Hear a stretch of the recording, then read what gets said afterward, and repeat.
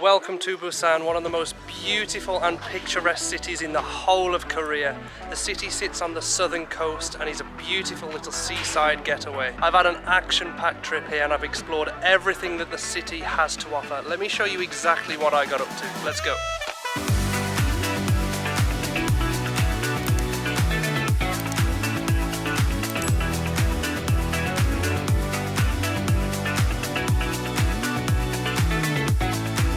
So fun fact, this is actually my second time in Busan. The first time I came, I didn't actually do that much but kind of party and hang around with friends, and it wasn't a very productive time, but it was a great time. So this time I've came back and I'm seeing a lot more of the sights, a lot more of the touristy things to do. I'm gonna get a lot more ticked off on my list. So I'm at the Hyundai walking street right now. It's right next to the beach and there's plenty of restaurants all along this side, Lots of bars, lots of places, lots of things to do down here. It's a great place if you want to come and socialize with others. It's absolutely beautiful.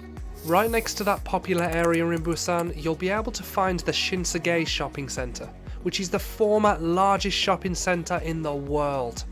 This is definitely a place to go if you're a shopaholic, and inside I came across a spa.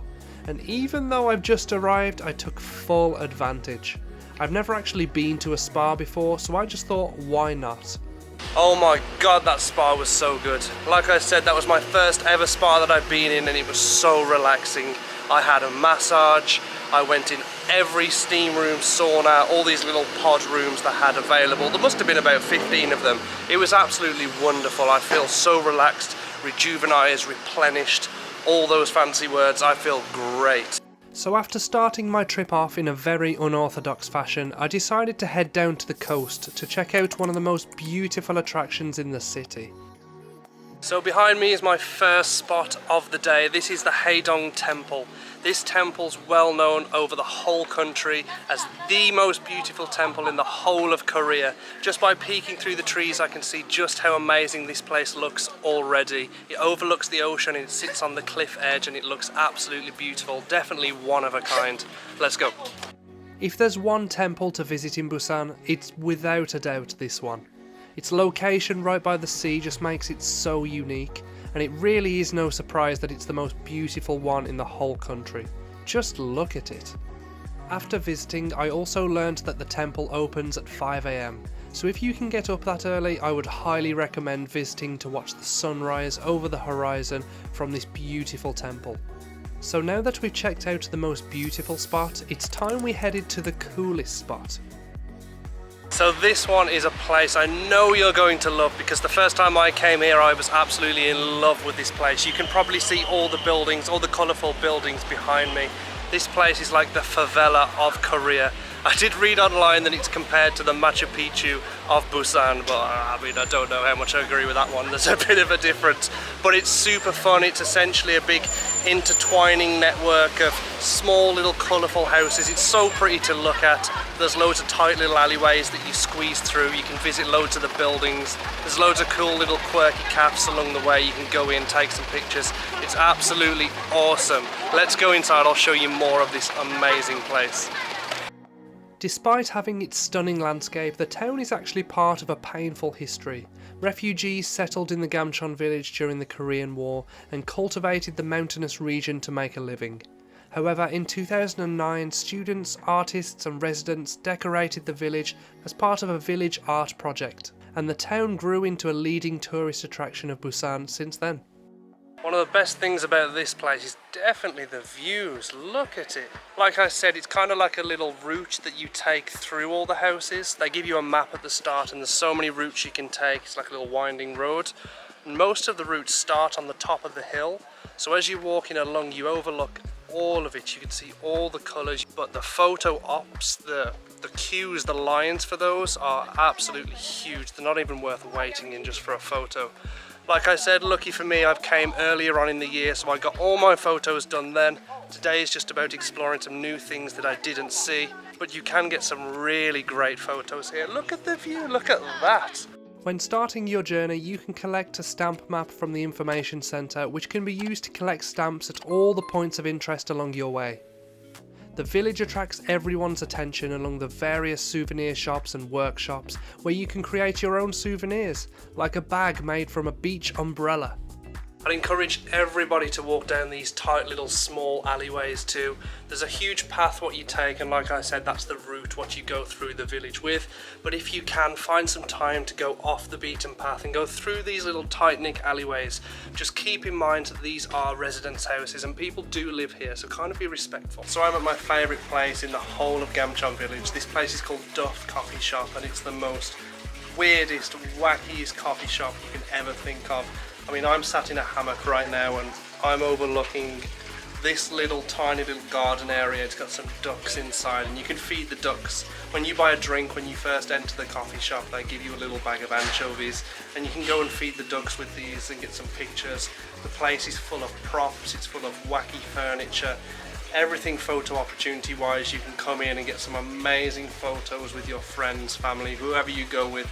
It's brilliant. So really close to the Gamcheon area, towards the bottom of the village, you'll come to the Nampo area. It's about 2 bus stops away, or you can catch the subway.